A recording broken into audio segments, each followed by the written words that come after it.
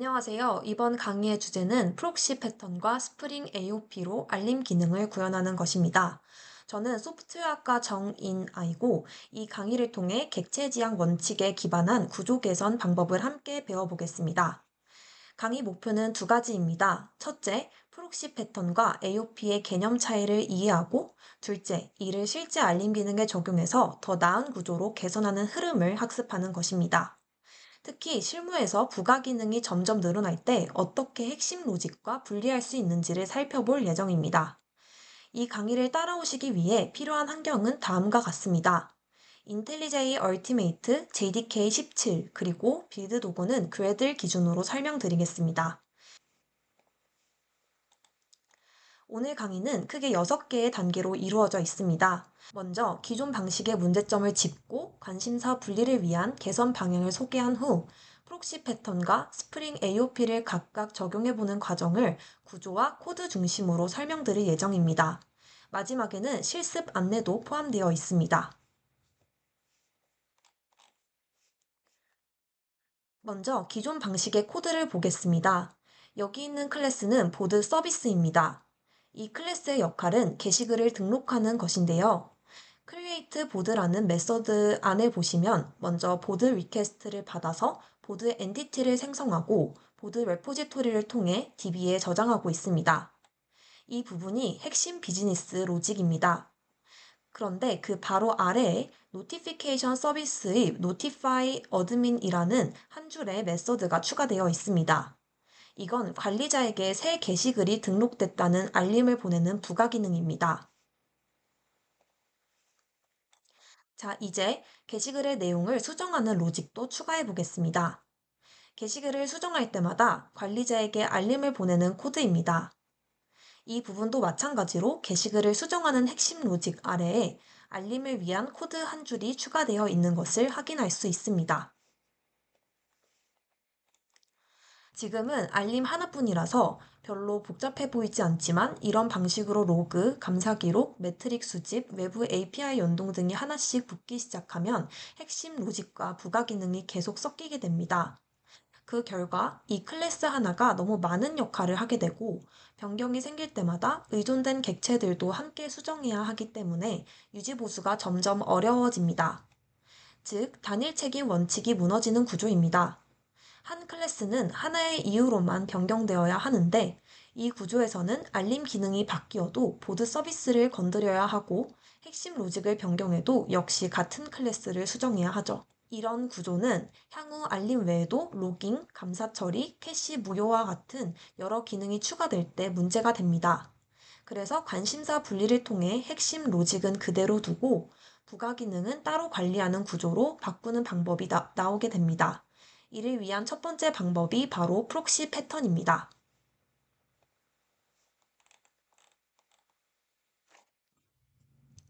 이제 프록시 패턴이 무엇인지 살펴보겠습니다. 먼저 프록시 패턴이란 기존 객체 앞에 대리 객체를 세워서 클라이언트가 직접 핵심 객체를 사용하지 않고 프록시를 거쳐서 사용하도록 만드는 구조입니다.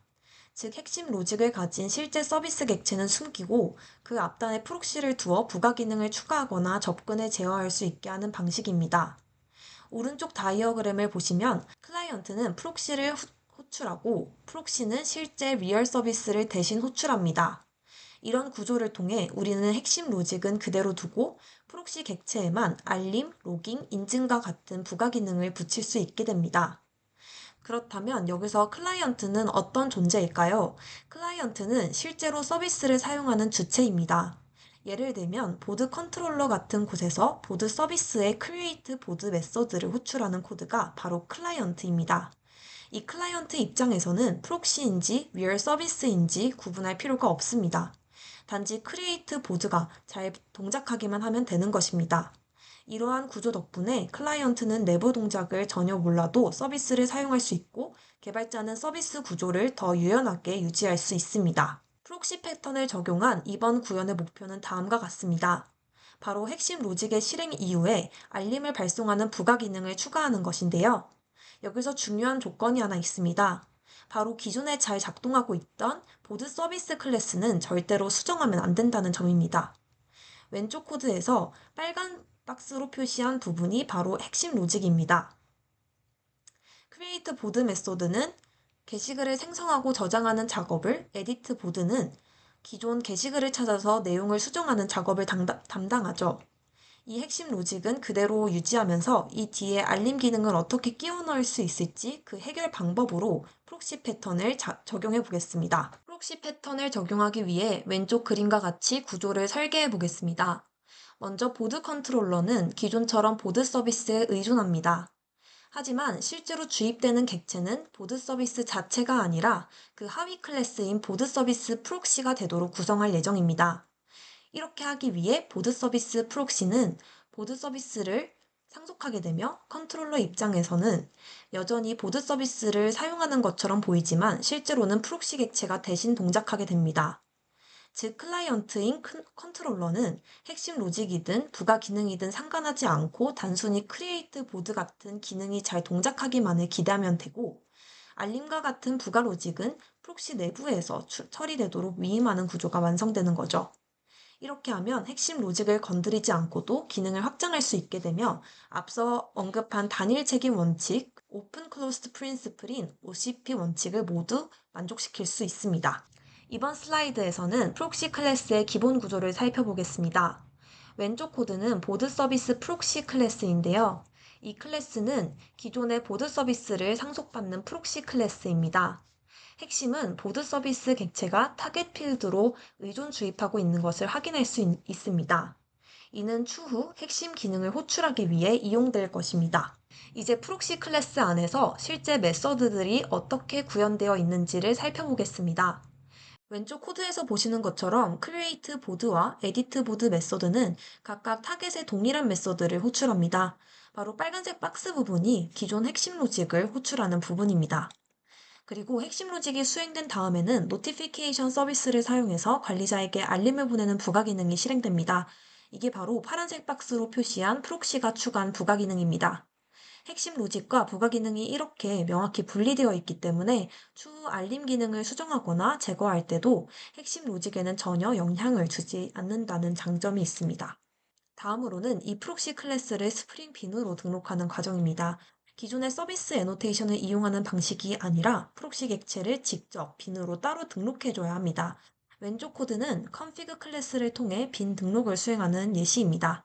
보드 서비스라는 이름으로 등록되는 빈은 내부적으로 보드 서비스 객체를 먼저 생성한 후에 이 객체를 타깃으로 주입하여 보드 서비스 프록시 객체를 반환합니다. 이렇게 하면 스프링 컨테이너는 보드 서비스라는 이름으로 프록시 객체를 관리하게 되고 앞으로 클라이언트, 즉 보드 컨트롤러에서 보드 서비스를 주입받게 되면 실제로는 프록시 객체가 주입되게 됩니다. 마지막으로 프록시 패턴의 장점을 가장 잘 보여주는 부분입니다. 왼쪽은 클라이언트 역할을 하는 보드 컨트롤러의 코드입니다. 보시면 보드 서비스 타입의 필드를 주입받고 있는데요. 우리가 등록해둔 프록시 객체, 보드 서비스 프록시는 보드 서비스를 상속하고 있기 때문에 다용성 덕분에 클라이언트 코드는 전혀 수정할 필요가 없습니다. 크리에이트 보드 메서드를 호출하면 실제로는 프록시 객체의 메소드가 호출되고 그 안에서 핵심 로직과 알림 발송 로직이 순차적으로 실행되는 구조입니다. 이처럼 프록시 패턴을 사용하면 기존 코드를 전혀 건드리지 않고도 기능 확장이 가능하다는 장점이 있고, 이는 객체 지향 설계 원칙 중 OCP를 훌륭하게 실현하는 방법입니다. 프록시 패턴 도입 후 효과에 대해 정리해 보겠습니다. 프록시 패턴을 사용하면 기존 코드를 전혀 변경하지 않고 알림과 같은 부가 기능을 유연하게 적용할 수 있습니다. 비즈니스 로직은 보드 서비스, 부가 기능은 노티피케이션 서비스로 분리되므로 책임 분리가 명확해지고 유지 보수도 쉬워집니다. 특히 기존 로직, 그렇다면 이러한 단점을 어떻게 해결할 수 있을까요? 바로 동적 프록시 기술이 등장하게 됩니다. 이 기술은 프록시 객체를 런타임에 동적으로 생성해서 부가 기능을 주입할 수 있도록 도와줍니다. 그리고 스프링 AOP가 바로 이 동적 프록시 기술을 내부적으로 활용하는 대표적인 예입니다. 스프링 AOP를 사용하면 개발자가 직접 프록시 클래스를 작성하지 않아도 되고 핵심 로직과 부가 기능을 명확히 분리하는 관심사 분리 원칙도 자연스럽게 실현됩니다. 즉, 프록시 패턴의 개념을 더 진화시켜 생산성과 유지보수성을 모두 높인 것이 스프링 AOP입니다. 자, 이제 AOP에 대해 알아보겠습니다. AOP는 Aspect Oriented Programming, 즉 관점 지향 프로그래밍입니다. 쉽게 말해 로깅이나 트랜잭션, 보안 같은 부가 기능들을 핵심 로직과 분리해서 한 곳에 모아 관리할 수 있게 해주는 프로그래밍 패러다임입니다. 여기서 에스펙트란 관점이라는 뜻인데요. 애플리케이션을 부가 기능의 관점에서 본다는 개념입니다. 예를 들어 서비스 로직마다 중복되는 보안 체크나 로그 출력이 있다면 이걸 매번 서비스마다 구현하지 않고 한 곳에 모아서 재사용할 수 있습니다. 따라서 핵심 비즈니스 로직을 건드리지 않고도 관심사 분리를 실현할 수 있다는 장점이 있습니다. 스프링에서 제공하는 AOP의 핵심 기능들을 살펴보겠습니다. 먼저 AOP 프록시입니다. 스프링은 AOP를 구현할 때 내부적으로 프록시 객체를 생성하여 핵심 로직 앞뒤에 부가 기능을 삽입합니다. 스프링에서는 보통 JD 먼저 기존에 작성된 클래스들의 역할을 간단히 살펴본 후 AOP 기반의 노티피케이션 에스펙트 클래스를 직접 구현해 보겠습니다. 먼저 보드 클래스는 게시글을 나타내는 도메인 엔티티입니다. 엔티티로 선언되어 있고 타이틀 컨텐츠를 필드로 갖고 있습니다. 게시글의 제목과 내용을 수정할 수 있도록 에디트 보드 메소드도 정의되어 있습니다. 다음은 보드 리퀘스트 클래스입니다. 보드 리퀘스트 클래스는 게시글 생성 및 수정을 위한 요청 데이터를 담는 DTO입니다. 클라이언트로부터 게시글 제목, 내용, 그리고 수정 시 사용할 게시글 아이디를 전달받습니다. 다음은 보드 레포지토리입니다. 보드 레포지토리는 JPA 레포지토리를 상속받아 게시글의 저장, 조회, 삭제 등의 작업을 수행합니다. 다음은 노티피케이션 서비스입니다. 노티피케이션 서비스는 관리자에게 알림 메시지를 전달하는 역할을 합니다. 현재는 시스템 아웃 프린트LN을 사용해 콘솔에 알림을 출력하도록 구현되어 있습니다. 보드 컨트롤러는 게시글 생성과 수정을 처리하는 API 엔드포인트입니다. 보드 크리에이트와 보드 에디트 경로로 요청을 받아 보드 서비스의 작업을 위임합니다. 마지막으로 보드 서비스는 게시글 생성과 수정을 처리하는 서비스 레이어입니다. 내부적으로 보드 레포지토리를 이용해 게시글을 저장하거나 수정하고 동시에 노티피케이션 서비스를 호출해 알림 메시지를 출력합니다. 지금까지는 알림 로직이 보드 서비스에 직접 포함되어 있었습니다. 그러나 비즈니스 로직과 부가 기능이 섞이면 코드의 응집도가 낮아지고 재사용성이 어려워질 수 있습니다. 이를 해결하기 위해 이제부터는 스프링 AOP를 이용해 알림 기능을 분리해 보겠습니다. 우선 AOP라는 패키지를 하나 만들겠습니다.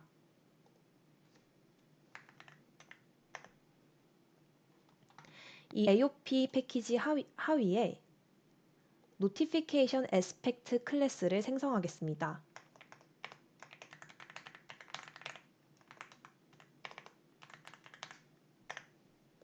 노티피케이션 에스펙트 클래스를 생성하였다면 AOP를 위한 필수 어노테이션 클래스를 위에 붙여주겠습니다.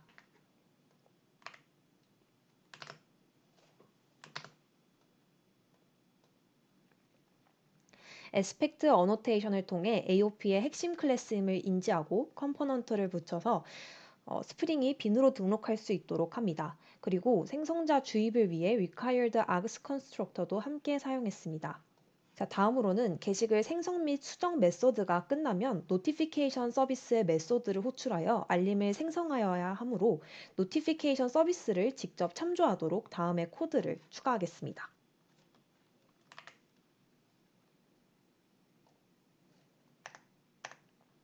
이후 게시글 등록이 완료되면 알림을 보낼 수 있도록 after returning이라는 어드바이스 어노테이션을 사용할 것입니다. 보드 서비스 클래스에 있는 create 보드 메소드가 성공적으로 실행된 이후에 실행될 로직이므로 지금 아래와 같이 코드를 작성해 보겠습니다. 포인트 컷은 다음과 같이 설정해 줍니다.